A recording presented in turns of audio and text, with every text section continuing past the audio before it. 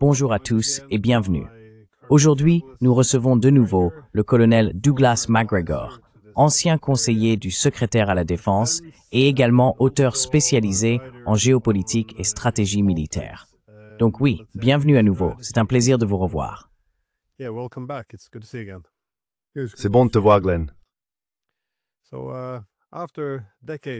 Donc, après des décennies de ces guerres sans fin, qui continuent de se solder par défaite sur défaite, on voit que certains soutiennent que Trump, lui, a remporté une grande victoire en seulement 12 jours de guerre. Je suppose que vous ne faites pas partie de ces personnes, puisque vous affirmez que ce n'était pas un succès et que la guerre n'est pas terminée. Vous vous attendez donc à ce que ce soit une guerre longue, si je ne me trompe pas. Quelles sont vos attentes?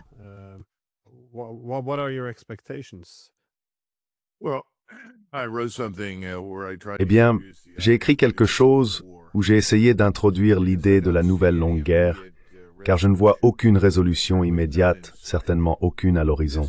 Cependant, il s'agit d'un contexte différent de ce que les Américains ont connu par le passé. C'est une guerre entièrement fabriquée par Israël.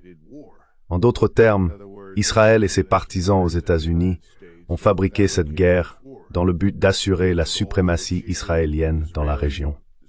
Mais plus important encore, je pense que vous parlez de l'hégémonie financière partagée par les divers oligarques milliardaires qui dominent la City de Londres et New York et qui contrôlent désormais Washington.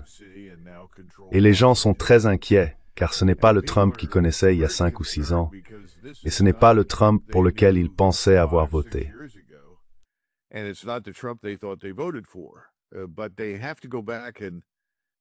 Mais ils doivent revenir en arrière et reconsidérer certaines de leurs hypothèses. Pour ceux qui ont réellement regardé la convention républicaine, ils n'ont pas pu manquer cet événement où un immense drapeau israélien était affiché sur le mur, avec une énorme pancarte indiquant « Israël d'abord ». Puis cet homme que je ne connais pas et que je n'ai jamais vu avant ou depuis, est monté sur scène et a essayé de lancer des acclamations pour « Israël d'abord ». Je ne pense pas que les gens aient vraiment compris ce qu'ils voyaient, mais c'était une démonstration très claire de la direction que prenait notre pays si Donald Trump était élu. Et au final, Donald Trump n'aurait jamais pu accéder à la Maison-Blanche sans le soutien des milliardaires du lobby israélien qui étaient déterminés à le faire élire. Il est donc maintenant en place et il fait essentiellement ce qu'ils veulent qu'il fasse. Et c'est là où nous en sommes aujourd'hui. En ce qui concerne la nouvelle guerre longue, la raison pour laquelle je dis cela, c'est que ce conflit de 12 jours n'est la fin de rien. Nous avons déjà emprunté ce chemin. La Première Guerre mondiale n'a en réalité rien résolu, ce qui a conduit à ce que l'on a ensuite appelé une trêve de 20 ans. Puis la Seconde Guerre mondiale a éclaté comme une extension de la première. La guerre du Golfe s'est terminée en 1991 sans conclusion claire, car il n'y avait pas de volonté d'anéantir le corps de la garde républicaine, qui a en grande partie pu s'échapper, ni de marcher sur Bagdad pour exiger le remplacement de Saddam Hussein. Nous sommes donc dans une situation similaire aujourd'hui. Les 12 derniers jours n'ont rien résolu. Au contraire, cela a démontré que l'arsenal de missiles iraniens, comme l'a souligné Ben Gvir en Israël, était bien plus que l'on pensait, et bien plus précis et dévastateur.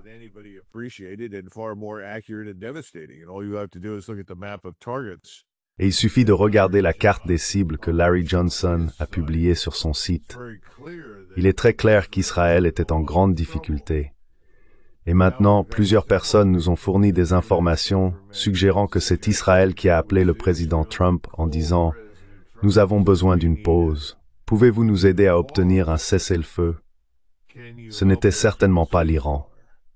Et personne ne devrait être surpris par cela. Après tout, l'Iran est une nation de 92 millions d'habitants. C'est la taille de l'Europe de l'Ouest. Alors, pourquoi serait-il désespéré à ce stade pour obtenir un cessez-le-feu? Donc je pense que nous ne savons tout simplement pas où nous allons à partir d'ici. Mais je ne pense pas que ce soit dans une bonne direction, parce que le peuple américain n'est pas concentré. Et c'est quelque chose que la plupart des Européens ne comprennent pas. Les Américains ne sont pas concentrés sur la politique étrangère.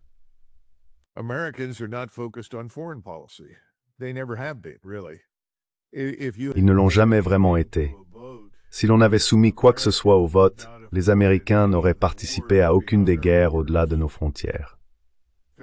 En fait, la seule guerre qui a vraiment suscité de l'enthousiasme était la guerre contre le Mexique en 1846, 1847, 1848. C'est tout. Nous n'étions même pas très heureux à propos de la guerre de sécession. Si la guerre de sécession a duré aussi longtemps, c'est parce que le Nord ne voulait pas se mobiliser. Les gens ne voulaient pas se battre. Nous ne voulions pas participer à la Première Guerre mondiale, ni à la Seconde Guerre mondiale.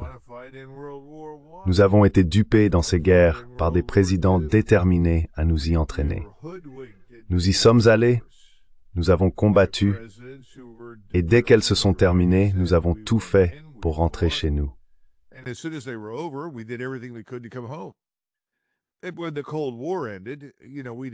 Et lorsque la guerre froide a pris fin, vous savez, nous avons décidé que cela suffisait. Et pratiquement tout le monde a dit, récoltons notre dividende de la paix. En d'autres termes, mettons fin à ces dépenses massives, rentrons chez nous et concentrons-nous sur les États-Unis. Et encore une fois, nous avons développé des arguments pour contourner cela, afin de rester engagés à l'étranger. En partant du principe que maintenir l'Amérique engagée à l'international n'était pas forcément important pour nous, mais que c'était tellement important pour le reste du monde que nous devions être partout. Et donc nous avons dû composer avec ces différents lobbies qui ont adopté la position selon laquelle le monde ne serait pas en sécurité tant que les États-Unis n'en occuperaient pas la majeure partie. Eh bien, c'est de la folie. Mais nous voilà avec une version différente de ce phénomène. Cette fois, tout est centré sur Israël, et l'objectif est essentiellement d'établir cette hégémonie dans la région, de prendre le contrôle de toutes les ressources pétrolières. C'est ce que veulent les banques de la City de Londres et de New York. C'est ce que veulent les oligarques milliardaires. Ce matin, j'écoutais, je crois que c'était Alex Kayna, et il a mentionné ce qu'il appelait les oligarques prêteurs d'argent. Je n'avais jamais entendu cette expression auparavant, mais elle fonctionne tout aussi bien que oligarque milliardaire. Mais je pense que c'est probablement plus descriptif de ceux qui sont réellement derrière tout cela. Ensuite, j'ai écouté Oliver Stone, qui parlait à peu près de la même chose. Et cela continuera jusqu'à ce que des Américains soient d'une manière ou d'une autre impliqués et tués, pour être franc. Tant que des Américains ne sont pas tués, d'autres peuvent mourir, d'autres peuvent souffrir.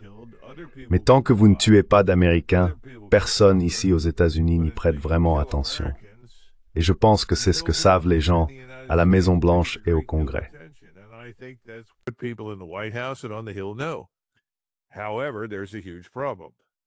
Cependant, il y a un énorme problème. Nous sommes sur un terrain financier très instable. Le secrétaire au Trésor, M. Besson, s'inquiète du marché obligataire. Jerome Powell subit la pression du président pour baisser les taux d'intérêt.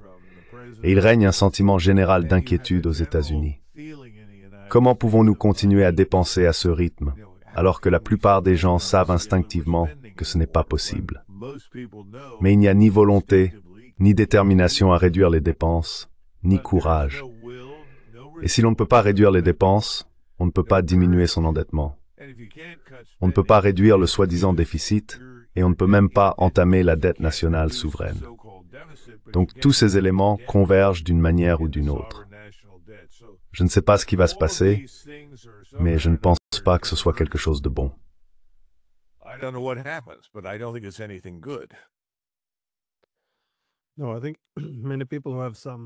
Non, je pense que beaucoup de personnes qui éprouvent une certaine nostalgie de la guerre froide négligent le fait que certaines conditions sont très différentes aujourd'hui.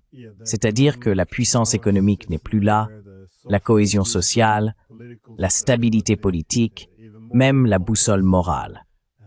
Et bien sûr, le dollar américain, je ne suis pas sûr de combien de temps il pourra tenir lors de la prochaine crise économique. Il se pourrait très bien que le dollar lui-même devienne la principale source de crise.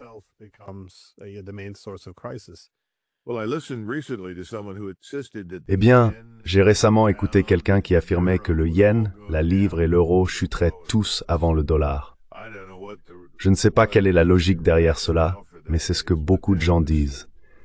En d'autres termes, nous sommes le cheval le plus sain de l'abattoir. Je crois que c'est ainsi que l'on nous qualifie. Je pense que c'est trompeur, c'est illusoire. Et je pense que tu as raison. Je crois que le dollar est en grande difficulté.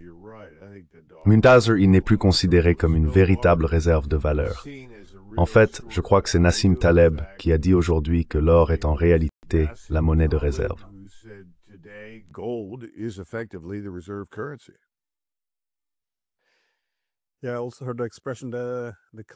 Oui, j'ai aussi entendu l'expression « la chemise la plus propre du panier à linge ». Donc elles sont toutes sales, mais c'est la meilleure. Alors, que va-t-il se passer maintenant? Parce que je suis à peu près du même avis, je ne pense pas que cette guerre soit terminée. Si quelque chose, c'est déjà un conflit très long. Encore une fois, Israël menace ou met en garde contre l'Iran depuis quelques décennies maintenant, mais la guerre ne s'est évidemment pas déroulée comme prévu. Alors, que va-t-il se passer ensuite? Est-ce que les États-Unis et Israël vont commencer à reconstituer et préparer de nouveaux missiles, de nouvelles armes pour continuer? Un peu comme l'accord de Minsk, je suppose, juste une petite pause avant de recommencer? Ou y aura-t-il plus de pression, comme dans l'argument de Trump, selon lequel toute trace du programme nucléaire a été effacée? Et quand cela est contesté, il est de nouveau impliqué. Comment voyez-vous la suite de cette guerre? Ou est-ce que le cessez-le-feu va simplement s'effondrer assez rapidement?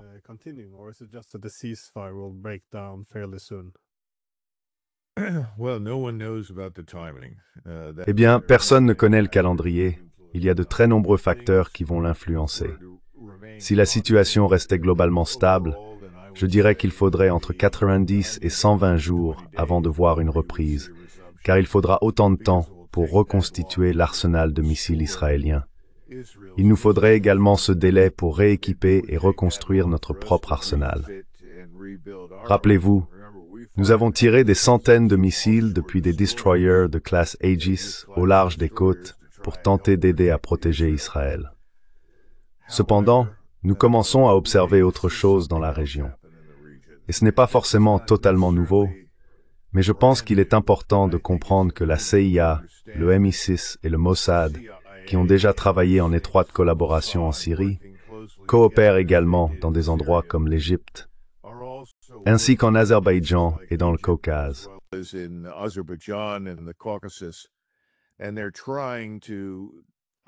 Et ils essayent d'isoler, dans la mesure de leurs moyens, l'Iran de la Russie. Maintenant, ils savent qu'ils ne peuvent pas complètement isoler l'Iran de la Chine, même si cela pourrait être possible à l'avenir. Mais ils veulent absolument rompre ce lien avec la Russie. La Russie est une bouée de sauvetage pour l'Iran. Et franchement, l'Iran est en quelque sorte une bouée de sauvetage pour la Russie. Rappelez-vous, l'Iran est le ventre mou de l'Asie centrale et du Caucase, dont la Russie dépend pour sa stabilité. Et le pire qui pourrait arriver serait que l'Iran se désintègre d'une manière ou d'une autre. Pourtant, c'est exactement ce que la CIA, le MI6 et le Mossad veulent faire. C'est ce qu'ils essayent de faire en Iran en y opérant et en assassinant des personnes.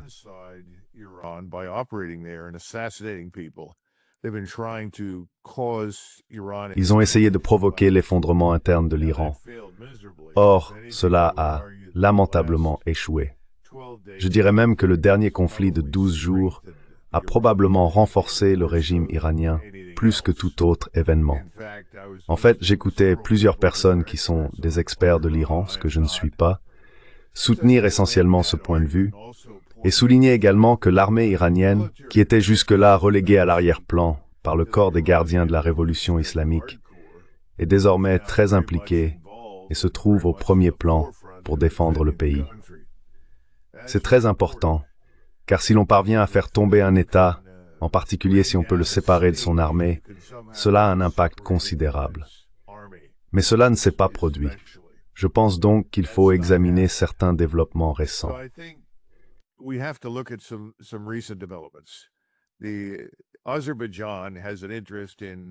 L'Azerbaïdjan a un intérêt à s'emparer d'au moins une partie ou des portions de l'Arménie. Il pourrait, à un moment donné, vouloir en capturer la totalité. Comme nous le savons tous, il n'y a pas d'amour perdu entre les Turcs et les Arméniens. Et les Turcs azéris d'Azerbaïdjan ne font pas exception. Ce qui est intéressant avec l'Azerbaïdjan, c'est son alliance étroite, à toute fin utile, avec Israël. L'Azerbaïdjan a offert une plateforme au Mossad et aux forces armées israéliennes pour attaquer l'Iran. Le pays est en train de devenir de plus en plus un État hostile à Moscou, et leur ambassadeur à Moscou a discuté avec les autorités russes de certaines actions qu'ils ont entreprises récemment.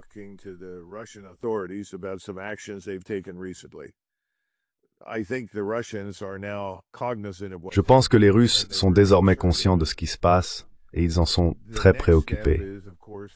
L'étape suivante consiste, bien sûr, pour l'armée azerbaïdjanaise en Azerbaïdjan à avancer vers le nord de l'Iran. Tout comme Israël souhaite un grand Israël, l'Azerbaïdjan veut un grand Azerbaïdjan. Cela signifie que la voie d'expansion la plus logique est vers le nord de l'Iran, où il y a une très grande population azérie, peut-être 25% ou plus de la population iranienne. Or, ces azéris sont chiites, contrairement aux sunnites, et il y a un mélange sunnite-chiite en Azerbaïdjan.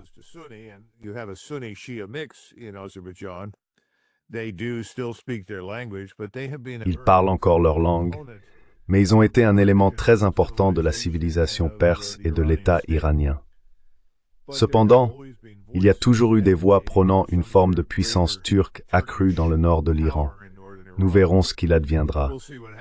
Mais je pense que l'objectif actuel du côté azéri est de se diriger vers Tabriz, qui est le centre de gravité des Turcs azéris. Et cela, bien sûr, est une excellente nouvelle pour Washington et Israël, car cela contribuerait à leur rêve, qui est de diviser pour mieux régner sur l'Iran. Maintenant, savoir si cela est possible ou non, je ne peux pas en juger, mais je pense qu'il ne faut pas sous-estimer l'impact. Cela affaiblirait certainement l'Iran si cela se produisait.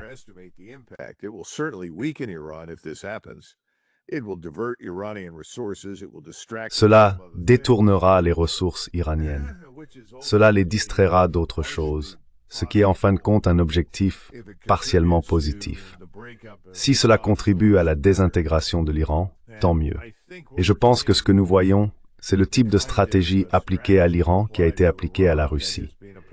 L'Ukraine a été utilisée, tout comme il y a maintenant une volonté d'utiliser l'Azerbaïdjan contre l'Iran, pour d'une manière ou d'une autre fragmenter la Russie, renverser le gouvernement, puis intervenir. Et bien sûr, cela est très important pour les intérêts financiers de Londres et de New York. Intervenir et dépouiller la Russie de ses ressources, de ses capacités, la diviser en États plus petits, puis la gouverner, effectivement.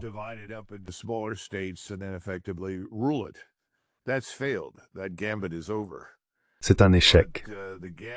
Cette manœuvre est terminée. Mais la nouvelle manœuvre ne fait que commencer avec l'Azerbaïdjan et l'Iran. En même temps, souvenez-vous, si vous regardez cette carte du Grand Israël, et beaucoup de gens la considèrent comme fantaisiste, pensent que cela ne pourrait jamais arriver, qu'il n'y a que quelques millions de Juifs. Eh bien, il y a un autre problème, à savoir les États-Unis et leurs forces armées. Et il y a un général au CENTCOM qui serait, du moins selon les médias, plus proche de M. Netanyahou que du président Trump. En fait, la Maison-Blanche a tendance à s'adresser directement au CENTCOM pour obtenir ce qu'elle appelle des renseignements, ce qui signifie qu'ils reçoivent la perspective et l'influence israélienne.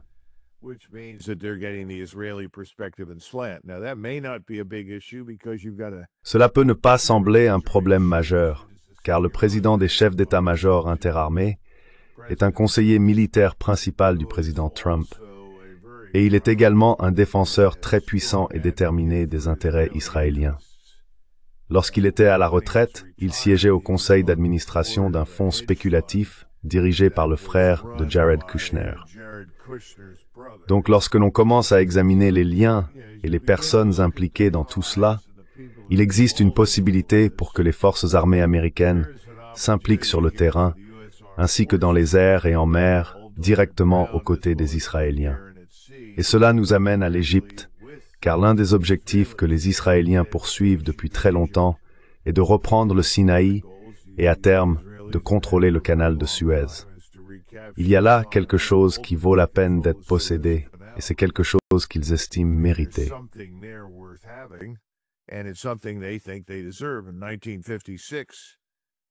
En 1956, ils ont avancé très rapidement à travers le Sinaï vers le canal de Suez avec les Français et les Britanniques dans l'espoir d'en prendre le contrôle. Cela n'a pas fonctionné. Eisenhower a dit « foutez le camp » et il a mis fin à l'opération. Aujourd'hui, cela n'arrivera pas. Aujourd'hui, au contraire, nous soutiendrons probablement l'opération. Maintenant, quel est le niveau de planification conjointe? Quel est le niveau des discussions communes? Je n'en ai aucune idée. Ce ne sont que des rumeurs qui circulent dans l'air à Washington, D.C. et en Floride, autour du quartier général du commandement central américain et, comme toujours, autour de Langley. Nous verrons bien. Mais cela ne présage rien de bon, et cela n'augure certainement rien de bon pour une guerre courte. La question n'est donc pas de savoir si nous allons voir plus de guerres et plus d'implications américaines, mais quand.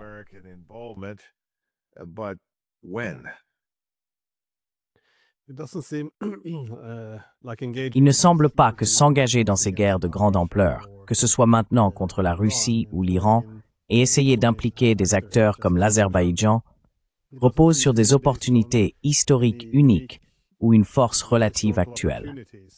Cela semble plutôt découler du désespoir, d'une position affaiblie et de l'espoir de renverser la situation. Vous avez utilisé plutôt le mot « duper » en disant que les Américains avaient, tout au long de l'histoire, été dupés pour entrer dans des guerres qu'ils ne soutenaient pas vraiment. Mais comment Trump s'est-il retrouvé impliqué dans tout cela, en supposant qu'il était sincère dans ses déclarations précédentes, selon lesquelles il voulait mettre fin à la guerre en Ukraine? Je le crois, mais aussi qu'il ne voulait pas être entraîné dans des guerres au Moyen-Orient. J'ai été un peu surpris qu'il se laisse instrumentaliser par Netanyahou sur ce point.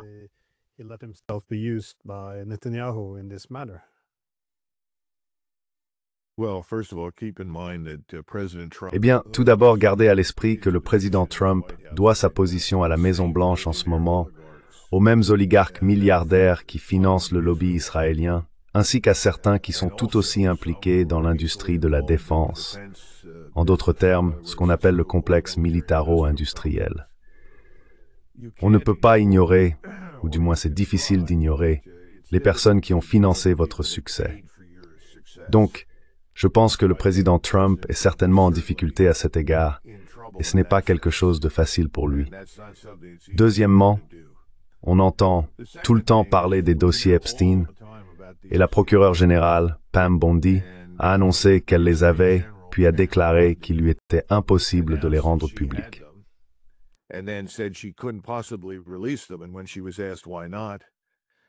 Et lorsqu'on lui a demandé pourquoi pas, elle a répondu que cela provoquerait un plus grand antisémitisme aux États-Unis si elle divulguait ces dossiers.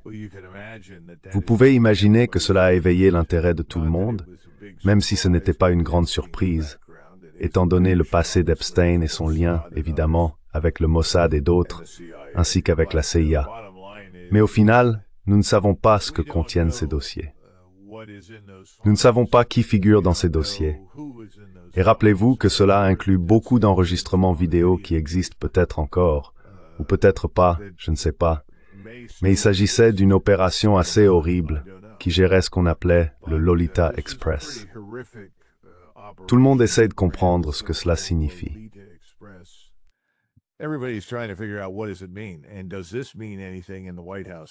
Et est-ce que cela a une quelconque signification à la Maison-Blanche aujourd'hui? Il faut alors regarder les personnes à la Maison-Blanche qui dominent les discussions et qui orientent les briefings et les présentations. Ce sont des personnes qui sont des partisans nationalistes israéliens, sans complexe, sans la moindre gêne. En d'autres termes, ce ne sont pas des gens tièdes face à ce qui se passe. Ce sont des soutiens fervents. Et face à cela, ou en arrière-plan, il faut aussi comprendre que certainement depuis les années 1990, il y a eu de nombreux néoconservateurs en vue comme Richard Perle, Wolfowitz et d'autres qui prônent la prise de contrôle des champs pétrolifères et gaziers du Moyen-Orient.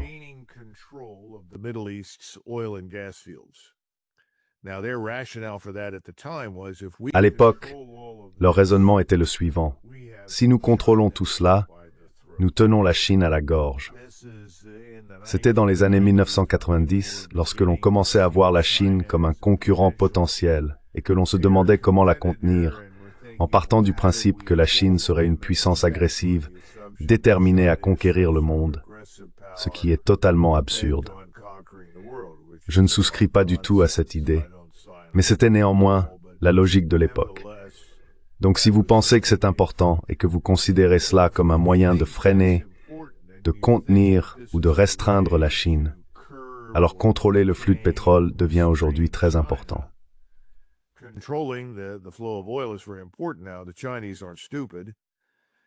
Les Chinois ne sont pas stupides, et ils ont compris depuis très longtemps que nous allions essentiellement emprunter cette voie. Alors qu'ont-ils fait?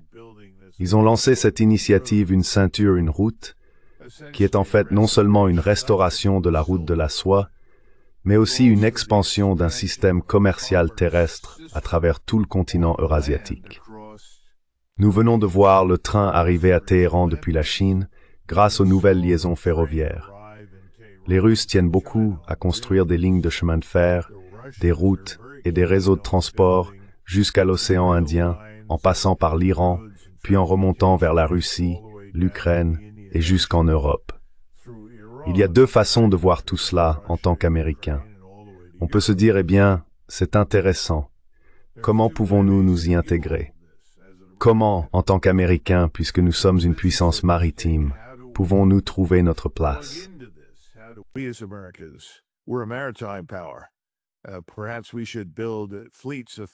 Peut-être devrions-nous construire des flottes de navires rapides, capables de récupérer des marchandises à la périphérie de l'Eurasie, de les transporter jusqu'à la côte atlantique, de les charger sur notre propre réseau ferroviaire rapide, de les acheminer jusqu'au Pacifique, puis à nouveau sur des navires rapides pour traverser le Pacifique. En d'autres termes, existe-t-il un moyen pour nous de nous intégrer à cela? Car nous avons un énorme avantage, du moins jusqu'à présent, une seule langue, une seule loi, un seul peuple de l'Atlantique au Pacifique. Alors que les Chinois, en développant leur projet Une ceinture, une route, doivent composer avec une multiplicité de peuples, de langues et de lois, et bien sûr tout le monde, le long du parcours, tend la main. Nous n'avons pas ce problème aux États-Unis, donc devrions considérer que nous bénéficions d'avantages concurrentiels.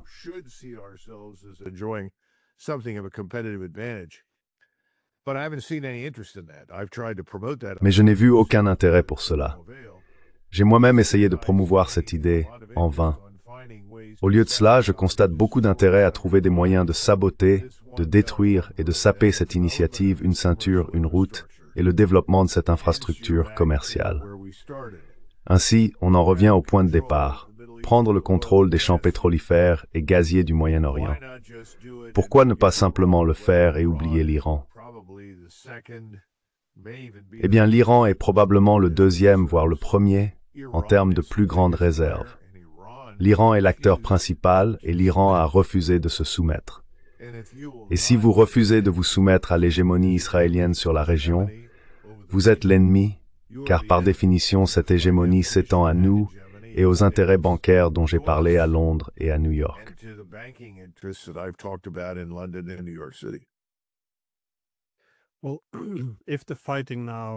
Eh bien, si les combats reprenaient maintenant, pour toutes ces raisons, s'emparer du pétrole, perturber une partie de la connectivité entre l'Iran, les Russes et les Chinois, comment les États-Unis et Israël pourraient-ils agir différemment?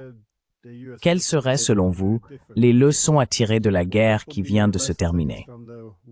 Parce qu'il semble à beaucoup que l'Iran en est sorti gagnant, étant bien plus fort que ce que l'on pensait. Israël, de son côté, est apparu beaucoup plus faible que ce que les pays attendaient, ce qui est très dangereux pour Israël, étant donné que c'est un petit pays dans cette région. Donc il doit, je suppose, disposer d'une dissuasion suffisante. Il bénéficiait en quelque sorte de cette position où tout le monde craignait le dôme de fer. Et si quelqu'un essayait de s'en prendre à Israël, il serait anéanti.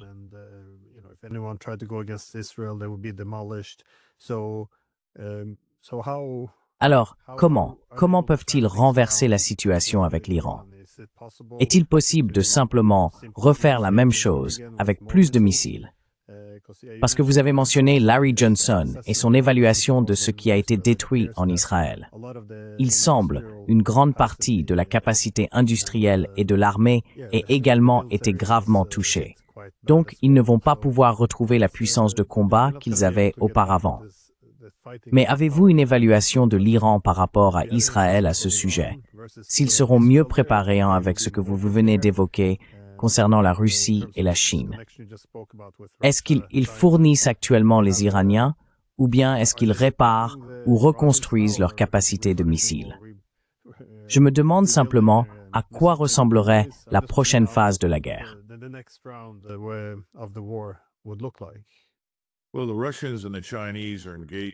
Eh bien, les Russes et les Chinois participent à une sorte d'accord de partage des charges avec l'Iran. En d'autres termes, les deux soutiennent l'Iran, mais chacun le fait à sa manière. Ils fournissent des choses différentes, des capacités différentes. Les Chinois viennent d'annoncer qu'ils expédient, ou c'est peut-être déjà arrivé, je ne sais pas, 40 nouveaux avions de chasse.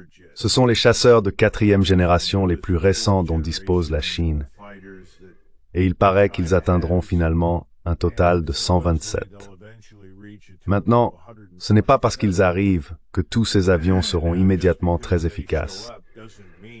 Je veux dire, il faut former les pilotes, il faut les entretenir. Mais je suis sûr que les Chinois fourniront beaucoup de soutien à cet égard.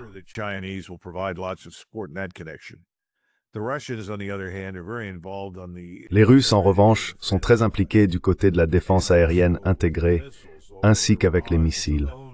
Même si la capacité et la technologie de production de missiles indigènes de l'Iran sont excellentes.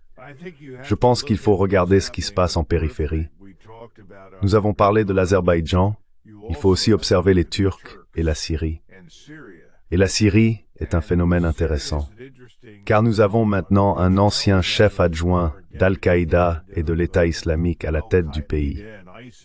Et tout le monde semble très satisfait de cette situation, que ce soit en Arabie Saoudite, à Washington ou en Israël. Cela n'a pas beaucoup de sens pour moi.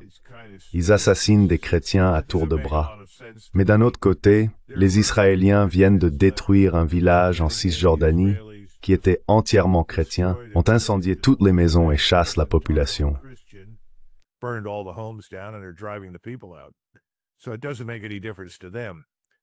Donc cela ne fait aucune différence pour eux. Mais Erdogan a un autre objectif à son agenda, qui est un peu différent. Il s'inquiète de l'émergence d'un État kurde. Et nous, ainsi que les Israéliens, avons soutenu cela. Les Israéliens considèrent que l'ennemi de mon ennemi est mon ami. Ainsi, le Mossad est actif auprès des Kurdes depuis de nombreuses années, les aidant. Il se peut que nous et les Israéliens soyons désormais prêts à abandonner les Kurdes afin de permettre à Erdogan de réaliser sa vision d'écraser tout État émergent qui pourrait être kurde dans la région, c'est-à-dire à la fois en Syrie et dans le nord de l'Irak.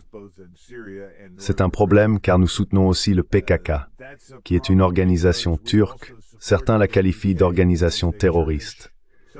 D'autres disent qu'il s'agit simplement de Kurdes, qui veulent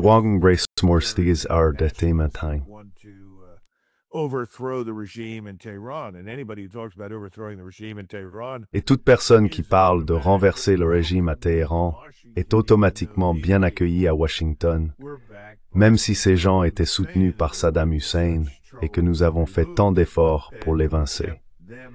Mais ensuite, nous les avons maintenus en place pour une utilisation future contre l'Iran.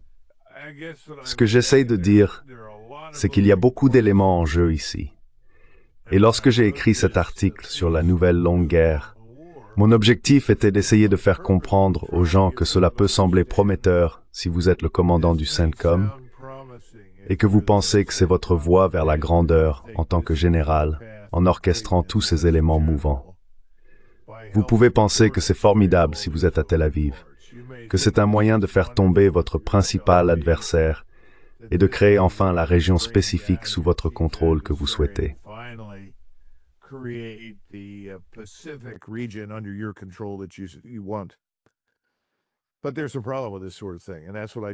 Mais il y a un problème avec ce genre de choses, et c'est ce que j'ai essayé de souligner à la fin. On ne peut pas vraiment contrôler ces situations. La diplomatie est généralement l'issue privilégiée, car même si l'on n'obtient pas tout ce que l'on souhaite, on peut obtenir quelque chose de durable sur lequel on peut construire et ainsi éviter une guerre. Les guerres sont toujours des paris. Malheureusement, tout le monde à Washington semble préférer le pari à la diplomatie. J'ai essayé d'expliquer qu'en 1941, l'une des dernières personnes à avoir été convoquée pour informer Adolf Hitler du plan final pour Barbarossa était un général allemand nommé Ernst Köstring. Ernst Köstring était né à Moscou. Sa famille y avait vécu.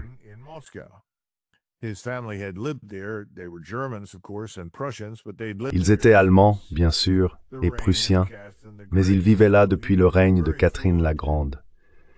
Ils parlaient donc couramment le russe et connaissaient très bien les Russes. Pendant la Première Guerre mondiale, il est retourné en Allemagne impériale pour servir dans un régiment de cavalerie prussien, comme l'avait fait sa famille. Mais il a toujours été très pro-russe. Et bien sûr, comme beaucoup d'Allemands, une fois la guerre terminée, l'une des choses qu'il disait était « C'était une terrible erreur. Nous et les Russes n'aurions jamais dû nous battre. » Il était donc très mal à l'aise avec tout ce qui concernait Barbarossa. Il a ensuite été appelé après que le plan final élaboré par Paulus, qui fut capturé à Stalingrad, eut été mis en place.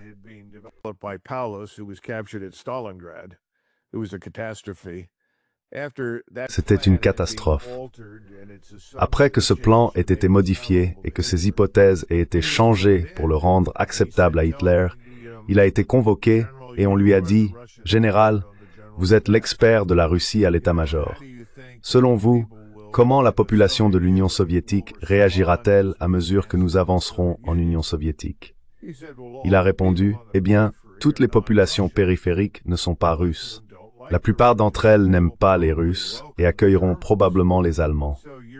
Ainsi, votre progression jusqu'aux frontières de la Russie sera probablement assez rapide. Mais une fois que vous atteindrez la Russie, les Russes se battront férocement. Ils défendront chaque mètre carré et la guerre ralentira et deviendra extrêmement dangereuse.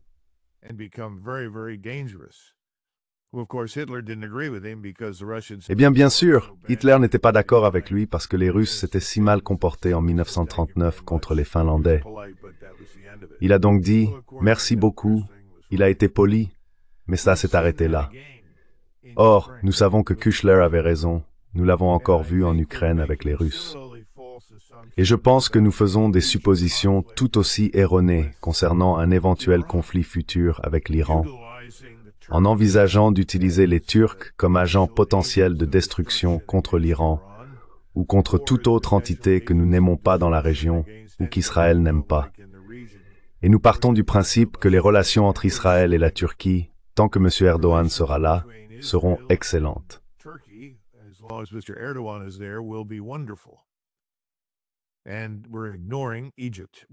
Et nous ignorons l'Égypte, qui est le plus grand État arabe et une puissance majeure. Je pense que c'est une grave erreur, car bien que M. Sisi ait été, aux yeux de son propre peuple, un bon pantin pour Washington et Tel Aviv ou Jérusalem, il est aujourd'hui très impopulaire. Des millions d'Égyptiens ne comprennent pas pourquoi leur gouvernement, ainsi que d'autres gouvernements arabes, n'ont rien fait pour Gaza. Et cela nous amène à la question finale ici. Les gens continuent de mourir en grand nombre à Gaza. Le reste du monde est très sensible à cela, en particulier le monde musulman. Nous sommes détestés pour notre soutien à Israël, pour les avoir aidés à tuer ces gens, que ce soit par la famine, les bombardements ou autres.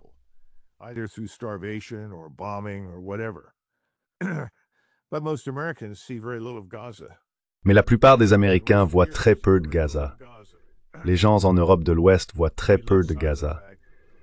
Nous perdons de vue le fait que ce n'est pas le cas pour le reste du monde. Et cela reste un catalyseur permanent de conflits. Et nous ne faisons rien pour y remédier, pour aider ou pour gérer la situation. Maintenant, le président Trump dit de temps en temps, « Eh bien, j'aimerais que cela se termine et je veux aider ces gens. » Mais le président Trump dit beaucoup de choses, mais au final, que se passe-t-il? Pas grand-chose. Et encore une fois, pour revenir au début, regardez notre situation financière. Regardez notre niveau de dépenses. Combien de temps tout cela peut-il durer et jusqu'à quand?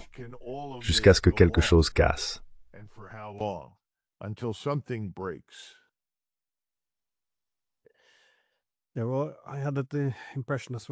Oui, eh bien j'avais aussi cette impression. Cependant, que s'il devait y avoir une nouvelle offensive contre les Iraniens, il serait considéré comme préférable d'utiliser également des groupes par procuration, si ce n'est pas l'Azerbaïdjan. Alors, vous savez, la Syrie, bien sûr, avec Jolani au pouvoir, ce serait possible.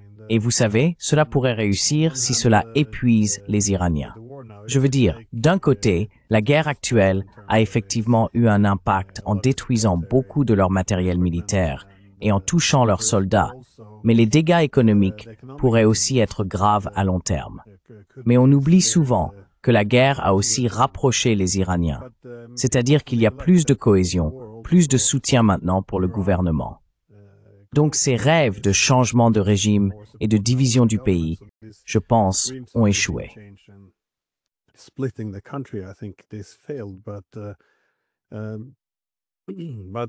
Mais comme vous l'avez dit, il y a de nombreuses variables à prendre en compte. Si l'on implique tous ces autres acteurs, déjà, les Russes et les Chinois commencent à s'investir dans ce conflit. Vous avez mentionné qu'il y a différents pays arabes et la Turquie qui pourrait éventuellement être entraînée. Et les ressources illimitées des États-Unis ne sont plus aussi fiables qu'avant. Comme je l'ai dit, si l'économie commence à vaciller, et il semble qu'elle soit déjà en difficulté, cela ressemble à un pari énorme de s'engager là-dedans. Pensez-vous que cela pourrait poser les bases de quelque chose qui ressemblerait à une guerre mondiale? Ou bien Trump et les autres grandes puissances feraient-ils au moins preuve de prudence dans ce contexte?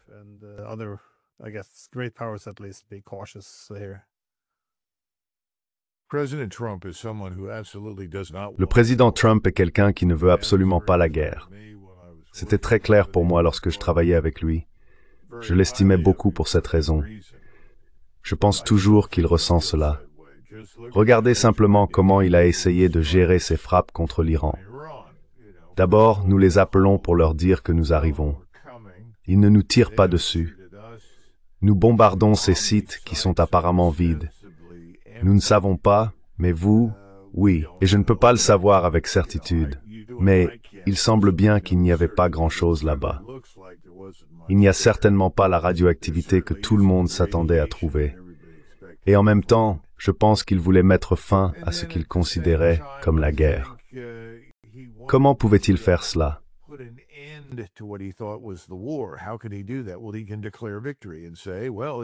Eh bien, il peut déclarer la victoire et dire, eh bien, c'est terminé maintenant.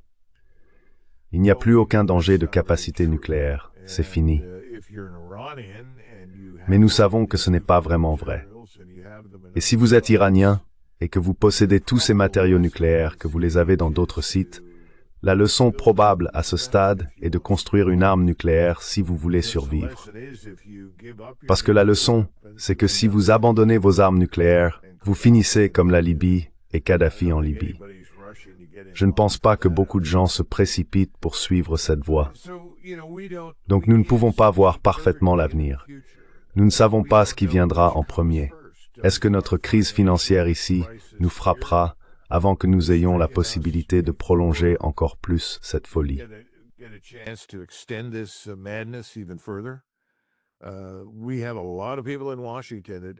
Nous avons beaucoup de gens à Washington qui sont absolument incapables de laisser le reste du monde tranquille.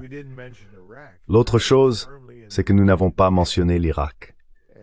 L'Irak est fermement dans le camp iranien, et l'Irak est un multiplicateur de force pour l'Iran. Nous ne devrions pas perdre cela de vue. Ils ont des ambitions, je ne sais pas lesquelles. Quelqu'un m'a dit qu'ils sont convaincus que le Koweït est vraiment leur territoire et qu'ils devraient le contrôler. Il y a beaucoup d'éléments en jeu ici, et je ne vois pas comment on peut tous les contrôler.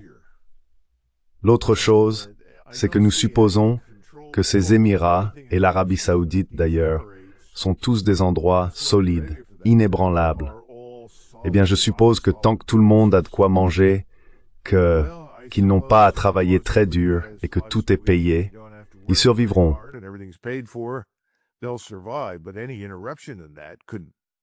Mais toute interruption à ce niveau pourrait signer la fin de ces sortes de lieux fictifs. Je dis fictifs parce que si vous allez dans le golfe Persique et que vous les visitez, vous découvrez rapidement ce que j'appellerais des pays de 10 kilomètres. Vous avancez de 10 kilomètres dans le désert et qu'y a-t-il là-bas? Rien. Donc je pense que nous sommes à l'aube, que cela nous plaise ou non, d'un changement profond. Et c'est toujours difficile à accepter en Occident. Les gens veulent toujours croire que les choses resteront telles qu'elles sont pour toujours. Essayez de leur dire que ce « pour toujours » touche presque à sa fin et que nous allons tous connaître un changement profond n'est pas bien accueilli. Je pense que nous allons avoir beaucoup de problèmes ici, aux États-Unis.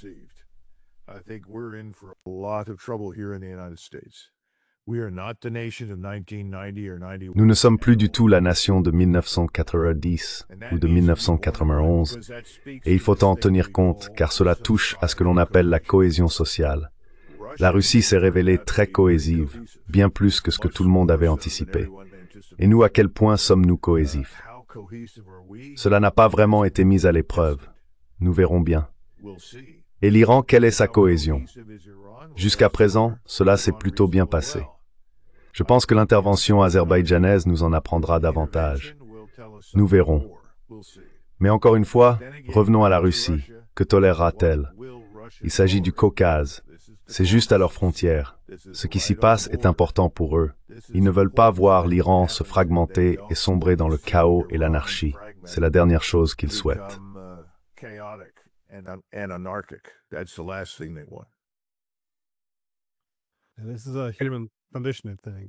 C'est une condition humaine, je pense, cette tendance à croire que l'état actuel du monde est permanent, alors qu'il n'est que temporaire. Mais non, nous sommes pareils en Europe. Les choses changent rapidement, mais les gens pensent toujours que nous sommes dans les années 1990. Mais colonel McGregor, merci beaucoup pour votre temps. J'apprécie votre point de vue sur ce sujet. Et je conseille à tout le monde de lire également votre article sur la nouvelle longue guerre. Donc encore merci. Sur X, oui, merci Glenn. Bye-bye.